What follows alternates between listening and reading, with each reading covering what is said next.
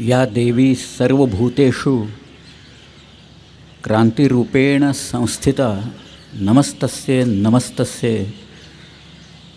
नमस्तस्ये नमो नमः। मी भगवद्गीतेची जी सुरुवात आहे, धर्मक्षेत्रे कुरुक्षेत्रे, त्यातला पहिला शब्द धर्मक्षेत्रे असा आहे।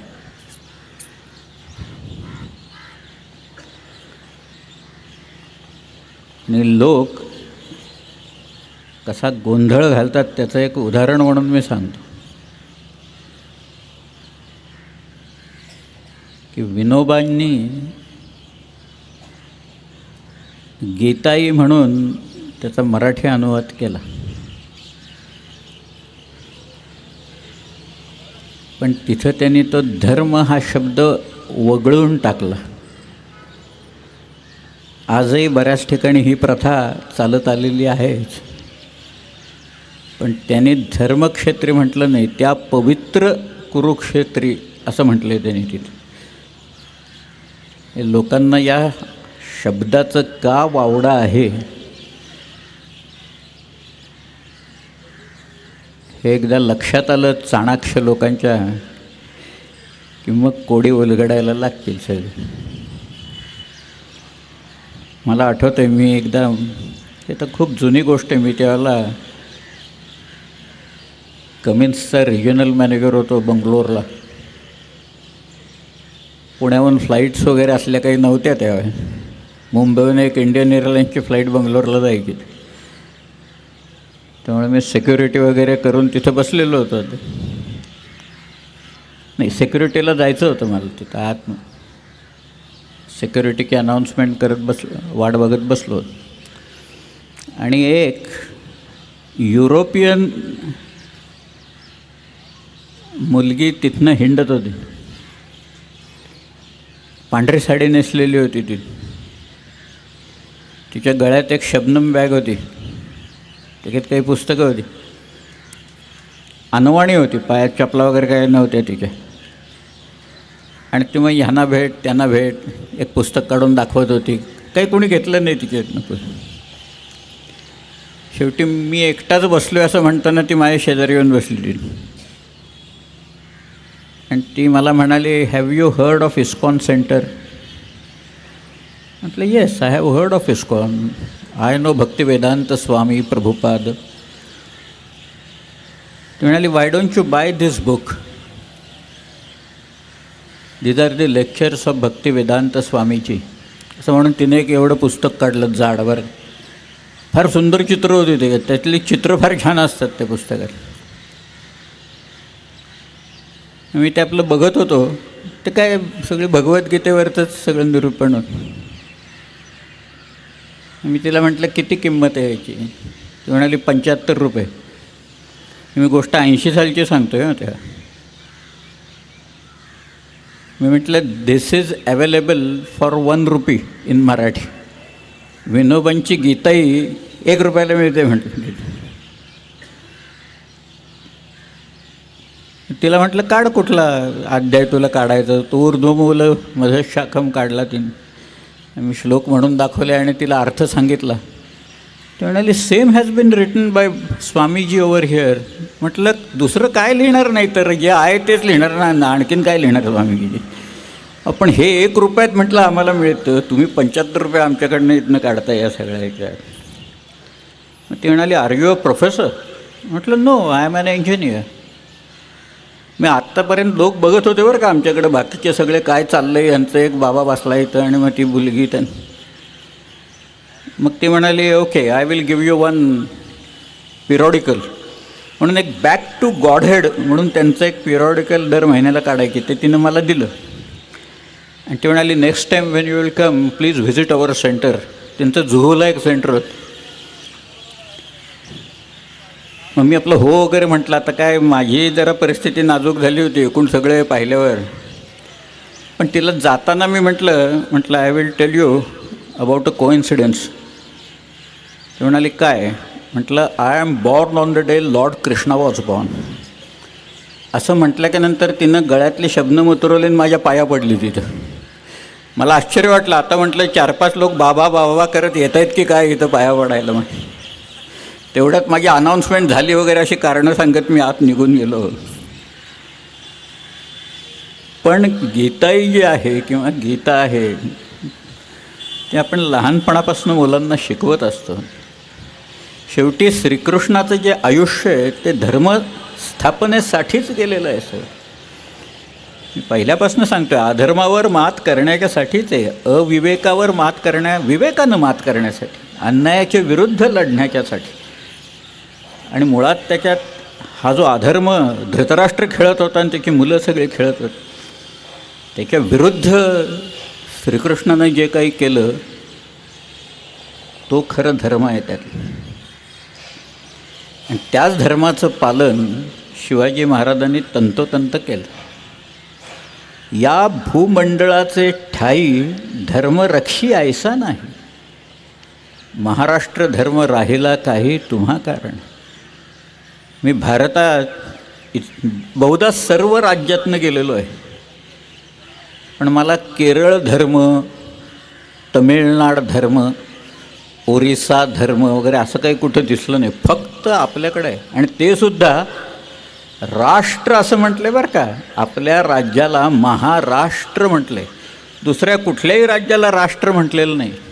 इतकं समर्थ हे राज्य आहे, इतकी समर्थ समृद्ध अशी परंपरा या राज्याला लाभलेली आहे. महाराष्ट्र राज्य आणि पुन्हा महाराष्ट्र धर्म. शेवटी महाराष्ट्र धर्म म्हणजे काय? अन्यायाविरुद्ध लढणं, त्याला वाचा फोडणं, हेच तर आहे शिकवलेलं. पण तरीसुद्धा शिवाजी राजांच्याकडे पाहायचा जो लोकांचा दृष्टिकोन, मी तुम्हाला आता शिवाजी राजांनी आयुष्यात काय काय केलं आणि काय काय नाही हे कृत्य सांगणार आहे. कदाचित काटा येईल तुमच्या अंगावर, कदाचित लोक म्हणतील हे थापा मारतायत वगैरे, पण मी तुम्हाला ते कुठे तेही सांगतो सगळं, कारण लोकांनी ते लपवलेलं आहे, दडपून ठेवलेलं आहे. सहजासहजी लोक सांगत नाहीत, कारण त्यांच्या मनात असलेली आणि लोकांच्या समोर जावी अशी शिवाजी महाराजांची प्रतिमा, आणि मग त्या प्रतिमेला काही ना काहीतरी होईल म्हणून लोक सांगत नाहीत त्याच्यात. परंतु रामदास स्वामी इथं म्हणतात, या भूमंडळाचे ठाई धर्मरक्षी ऐसा नाही. हा महाराष्ट्र धर्म तुमच्यामुळे राहिला इथं, नाही तर कोण होतं? भोवताली सगळ्या या शाह्या होत्या वेगवेगळ्या, एका बाजूला सिद्धी होता, पोर्चुगीज होता. तुम्ही अवश्य प्रियोळकरांचं इन्क्विझिशन नावाचं पुस्तक वाचा. या इन्क्विझिशनमध्ये गोव्यात जे तळीव अत्याचार कसे चाललेले होते त्यावेळेला याची कल्पना तुम्हाला येईल. अंगी तेलाची डगली घालून जाळले असं लिहिलेलं आहे तिथं. डगला असतो तो तेलात बुडवायचा, माणसाच्या अंगाला घालायचा आणि पेटवून द्यायचा सरळ चक्क. हे गोव्यातलं वातावरण होतं. हे सगळं शिवकालात आणि शिवाजी महाराजांनी पूर्णपणे बंद पाडलं. लोक धजावेनात शिवाजी महाराजांचं नाव ऐकल्याक्षणी लोक कापायला लागायचे. अशी उलट परिस्थिती राजांनी ही तिथं निर्माण करून ठेवली. मी परवा एक उदाहरण दिलेलं होतं, ते उदाहरण तर छत्रसाल बनलेल्याच. छत्रसालाबद्दल मी सगळं सांगितलं, पण त्यावेळेला छत्रसालाने एक प्रश्न महाराजांना विचारला. तो म्हणाला, हिंदूंचा आणि तुर्कांचा कधी मिलाप झाला आहे का? कधीच झालेलं नाही आहे. त्यामुळे मुघलांच्याकडे नोकरी करणं हे मला अशक्यच आहे सगळ्याच्यातनं, म्हणून मी आलो आहे तुमच्याकडं महाराज.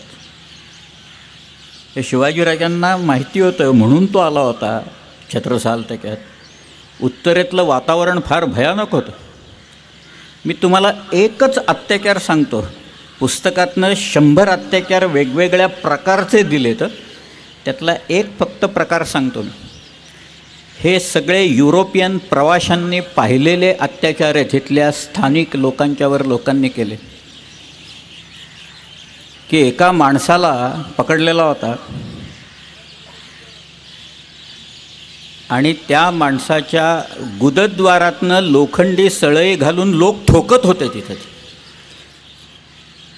तो गुरासारखा ओरडत होता. नंतर त्याचं ओरडणं बंद पडलं.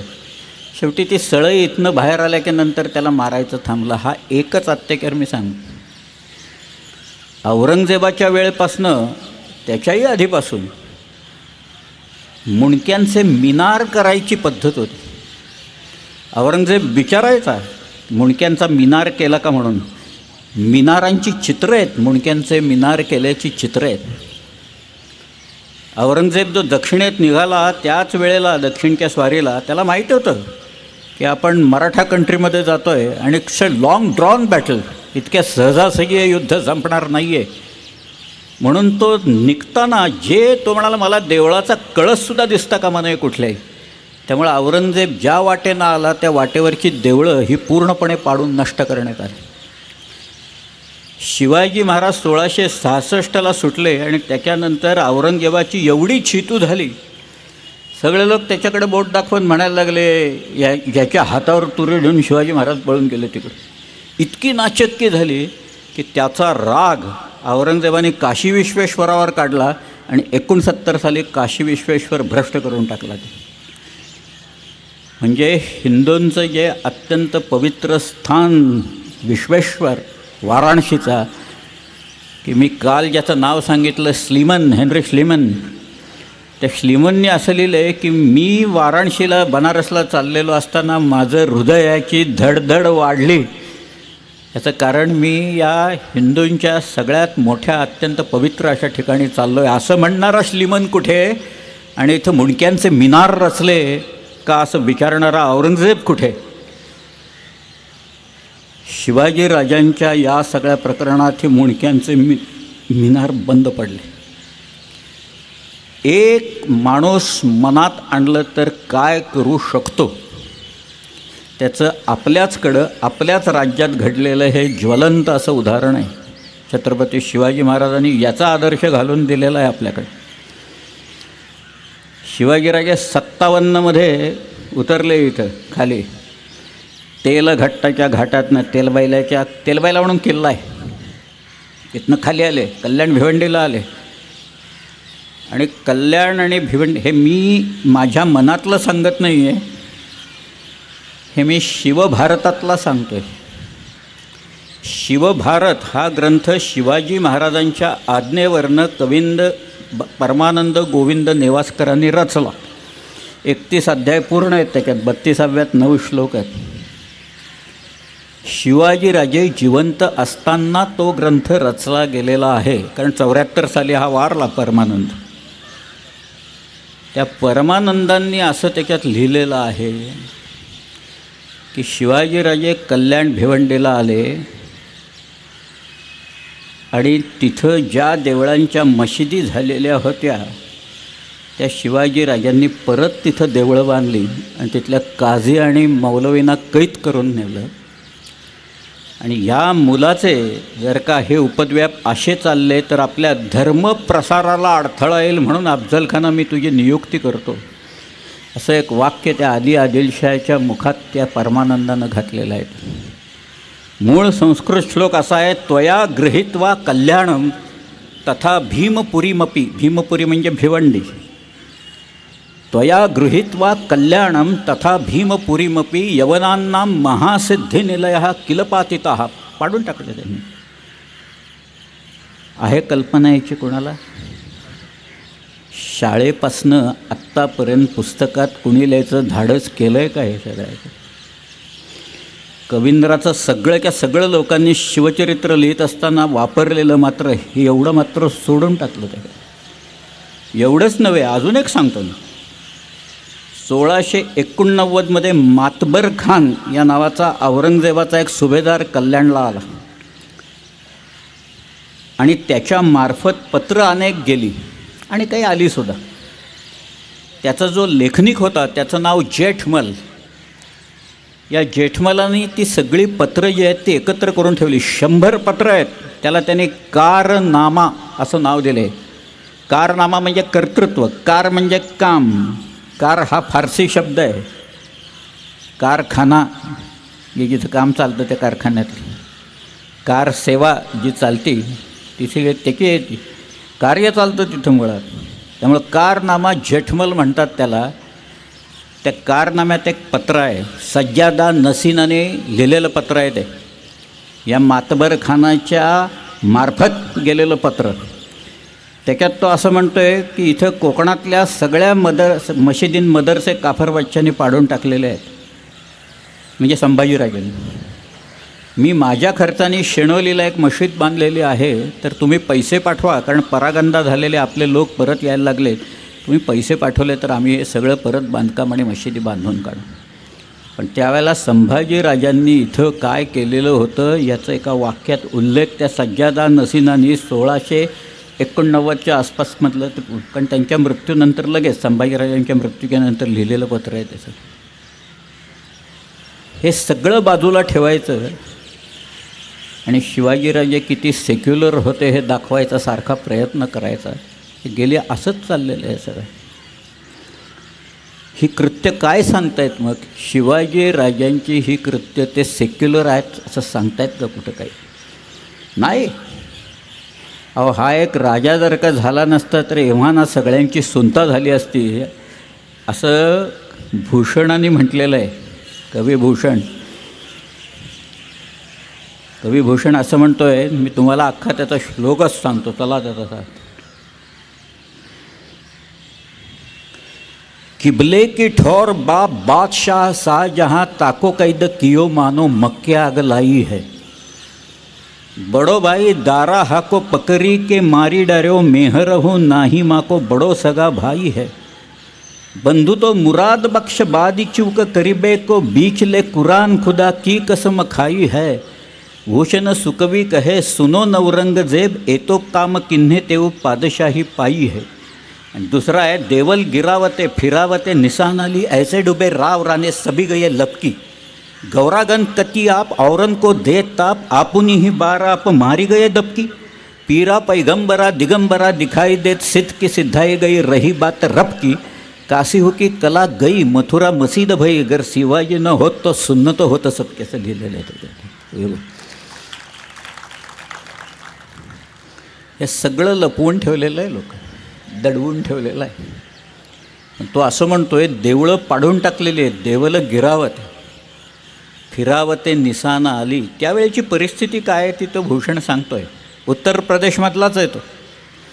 यमुनेच्या काठी त्रिविक्रमपूर म्हणून एक गाव आहे, तिकमापूर, घाटमपूर परगण्यात आहे. तुम्ही कानपूरहून जर का हमीरपूरला जायला लागला तर वाटेच घाटमपूर सचेंदीन तिकमापूर. त्याच्या पलीकडं अगदी जवळ गाव आहे, त्याचं नाव आहे अकबरपूर बिरबल जिथनं आला ते गाव तिथनंच. आणि तो म्हणतोच आहे स्वतः की बिरबल जिथनं आला तिथनंच मी आलो आहे म्हणून.